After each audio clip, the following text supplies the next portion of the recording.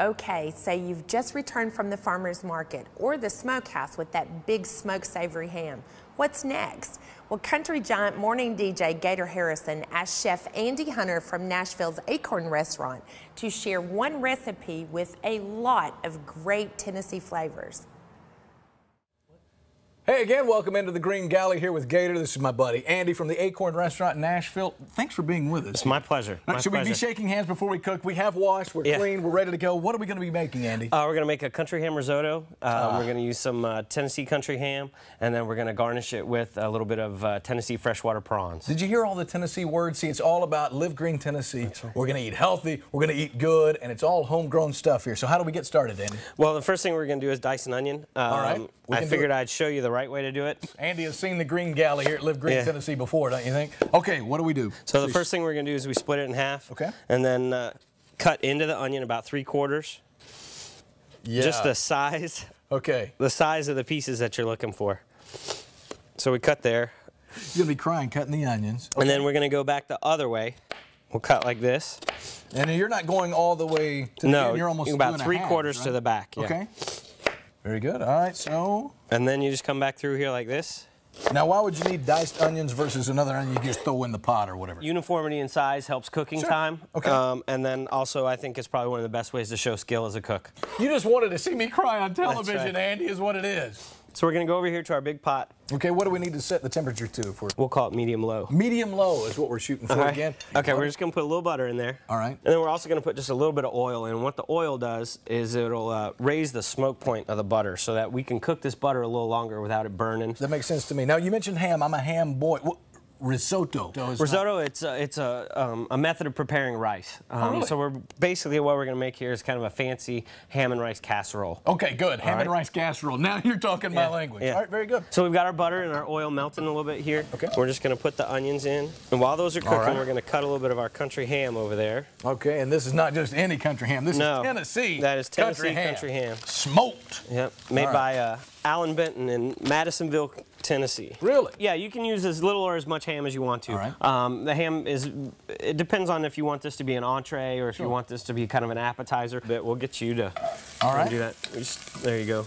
And so tell us about Acorn Restaurant. Yeah, the Acorn Restaurant. We're actually celebrating our 7th anniversary just in the next month or so. Happy as a restaurant. You know, pretty casual but fine dining restaurant there in Nashville, right next to Centennial Park and right across from Vanderbilt. I like it to be kind of fancy, but don't want to scare anybody. I want everybody to recognize what it is that they're eating before they even get started. You know, lots of grits and things like that, but I'll put a little goat cheese in there with the grits or something, that sort of thing. Lots of country ham, lots of bacon. Fine Southern. Yes, exactly. Exactly. Right. And so you've trimmed the fat away from that? Yeah, I trimmed the skin off the ham. We're going to leave a little bit of the fat because that adds a lot of flavor. There's a lot of sweetness in pork fat, so we'll leave that on there. So we'll just cut this real quick. And we're going to add that right into the onions there. Once we start adding liquid to it, all this will come apart and the flavor from the ham will really start to come out into the rice and everything. All right, so one thing I wanted to tell you about here is we have a little ham stock. Folks like me, I don't know what stock is. I'm thinking NASCAR. Flavored broth. And all I did was I took some vegetables and a ham hock. Just let that cook together with some water and a little bit of white wine for about 3 hours. When you're making risotto, you want to put hot stock into it. So you want your stock heated up. Now this is our borio rice.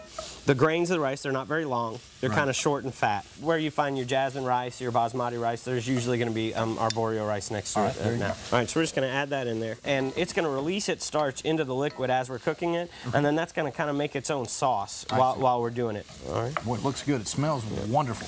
And then what we're looking for here, that they're starting to get a little translucent on the end. So we'll just give that just 1 minute. Okay.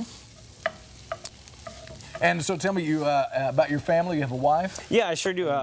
My wife is Dr. Hunter. Dr. Hunter. Yeah, Did you catch that at That's home? right. Okay. And she's currently teaching at Vanderbilt. Yeah, and you're right there close to the restaurant, so that's nice. Any kids? Yep, we have one daughter. Her name's Vivian. She's 3 right now. She'll be 4 next month. Looking forward to that. All right, so we're going to add just a little bit of white wine here. A little bit of white wine. All right. You see the pan's nice and hot. You see that starting to cook in already. Sure. Especially with the first one, when you add the wine, you want to let that cook for a little while. You want to make sure you get all the alcohol out of there. Okay. If you don't, if you continue kind of start adding stock right now, sure, what will happen is not the flavor of the wine, but the actual flavor of the alcohol will get into the rice, and you'll be able to taste that all the way through. Very good tip. All right, so the wine is mostly cooked out here. So what we're going to do is start to add our stock, and we kind of want to go a little bit at a time. All right. We can go a couple ladles here. This is a 2-ounce ladle. That's a quarter cup. Thanks. He knows again, Andy knows who he's dealing with here. Okay. And I need you to just kind of keep it moving around. You can stir it and go ahead and make sure you're kind of scraping the bottom there. Right. I'm going to come over here and we're going to garnish it with some fresh green onions when it's done. But actually, I'll tell you what, we'll swap places and we'll see how you fare with these. Okay, all right, I'll try my best. That's all I can promise, Andy.